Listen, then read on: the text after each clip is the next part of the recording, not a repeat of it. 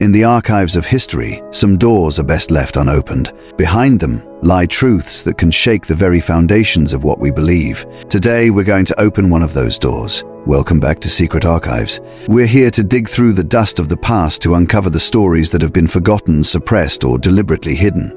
I was scrolling online the other day and saw a post that made a shocking claim. That the very first Christians, the ones who walked with Jesus' own disciples, believed that the Apostle Paul was the Antichrist. Now, my first instinct was to dismiss it. In the modern world, Paul is a titan of Christianity.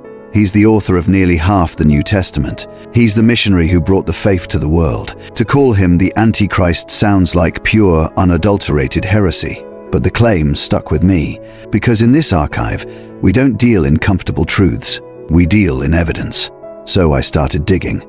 And what I found is far more complicated and fascinating than a simple yes or no. The short answer to the question, did the first Christians view Paul as the Antichrist, is, in a way, yes. Some of them absolutely did. Before you close this video or rush to the comments, let's do what we do best. Let's pull back the curtain, examine the facts, and understand the context. What you're about to hear may not satisfy the devout believer or the hardened skeptic. It's for those who simply want to know what the records say. To understand why anyone would oppose Paul, you have to understand just how radical he was. The Sunday school version of the story is simple. Paul, originally named Saul, was a violent persecutor of the early Jesus movement. Then, on the road to Damascus, he has a blinding vision of the resurrected Jesus, converts, and becomes the faith's greatest champion. But here's the first critical detail that gets glossed over. Paul never met the living, breathing, historical Jesus. Not once. Peter, James, John, the other disciples, they spent years with him. They heard his teachings from his own mouth. Paul's entire authority came from that one, personal, mystical vision. He claimed that Jesus revealed a new gospel directly to him, a gospel that was different from what the Jerusalem apostles were teaching. And what was this new gospel? In a nutshell, salvation comes through faith in Jesus Christ alone, not by following the Jewish law, the Torah. To us, 2,000 years later, that might sound normal. But to the first followers of Jesus, this was an earthquake. You have to remember, Jesus and his original disciples were all Jews. They lived as Jews. They died as Jews. They saw Jesus as the Jewish Messiah, the one who would fulfill the promises made in the Jewish scriptures. For them, the movement was the ultimate expression of Judaism, not a replacement for it. They continued to worship at the temple, keep the Sabbath, and follow the law of Moses. Then along comes Paul, a man who never even knew Jesus in the flesh, and he telling Gentiles and Jews that they can join this movement without becoming Jewish. No circumcision, no kosher diet, no need to follow the 613 commandments of the Torah. For the original apostles in Jerusalem, led by James, the brother of Jesus himself, this was a theological bombshell. And it set the stage for a bitter conflict. You don't have to dig into forbidden texts to find evidence of this conflict. It's right there, hidden in plain sight, in Paul's own letters. The most explosive example is in his letter to the Galatians, chapter 2. Scholars call it the incident at Antioch. Paul tells us that he and the apostle Peter were in Antioch, a major hub for the early church. Peter, taking a page from Paul's book, was eating with Gentile Christians, ignoring the Jewish dietary laws that forbade sharing a table with unclean non-Jews. But then, a group of men sent from James, the leader of the Jerusalem church, and Jesus' own brother arrived. Suddenly, Peter got scared. He backed away from the Gentiles and started acting like a strict Jew again. Paul was furious. He writes that he confronted Peter to his face because he stood condemned. Let that sink in.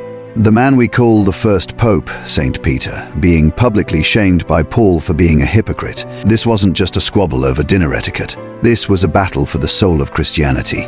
Was the message of Jesus only for Jews who followed the law? Or was it for everyone, with faith as the only entry requirement? The Jerusalem church, led by James and Peter, represented the first path. They were the keepers of the original tradition, the men who had actually known Jesus. Paul, the outsider, the visionary, championed the second. And in the eyes of his opponents, he wasn't just wrong, he was a dangerous deceiver. So where does the Antichrist accusation come from? For that, we have to leave the official New Testament and venture into the texts that were branded as heresy and suppressed. We have to look at the writings of the groups who lost this civil war. The most prominent of these groups were known as the Ebionites. The Ebionites were Jewish Christians who held fast to the original Jerusalem tradition. They believed Jesus was the Messiah, but they didn't believe he was a divine being who pre-existed creation. For them, he was a mortal man who, because of his perfect righteousness and obedience to God's law, was adopted as God's son at his baptism. And because they believed the law of Moses was eternal and given by God, they viewed Paul as the ultimate enemy. They saw him as an apostate, a false apostle who was leading people away from the true teachings of Jesus. Jesus himself said in the Gospel of Matthew, "Do not think that I have come to abolish the law or the prophets. I have not come to abolish them, but to fulfill them." The Ebionites looked at Paul, who was telling people to abandon the law, and they saw a direct contradiction to the words of Jesus. Now here is where we find the Antichrist connection. It's hidden in a fascinating set of early Christian writings known as the Pseudo-Clementine literature, the homilies, and the recognitions. These are historical novels of a sort that present the teachings of the Jewish Christian opponents of Paul. In these stories, the hero is Peter. The villain is a sorcerer and false prophet named Simon Magus. On the surface, the story is about Peter battling Simon Magus, but scholars have long argued that Simon Magus is a code name. He is a literary stand-in for the Apostle Paul. The evidence is overwhelming. In the stories, this Simon claims his authority comes from a vision, not from being taught by Jesus in the flesh. Just like Paul, this Simon preaches a different gospel that opposes the teachings of the Jerusalem apostles. Just like Paul, the fictional Peter attacks Simon by saying, "How can we believe you when you claim that you saw him in a vision? And how could he appear to you when you hold opinions contrary to his teaching?" This is a direct assault on Paul's claim to apostleship from the Damascus Road vision. Most damningly, the texts refer to this enemy figure with a very specific title. They call him the enemy man. This phrase is a direct echo of the New Testament's description of the Antichrist, who is called the man of lawlessness in Paul's own second letter to the Thessalonians.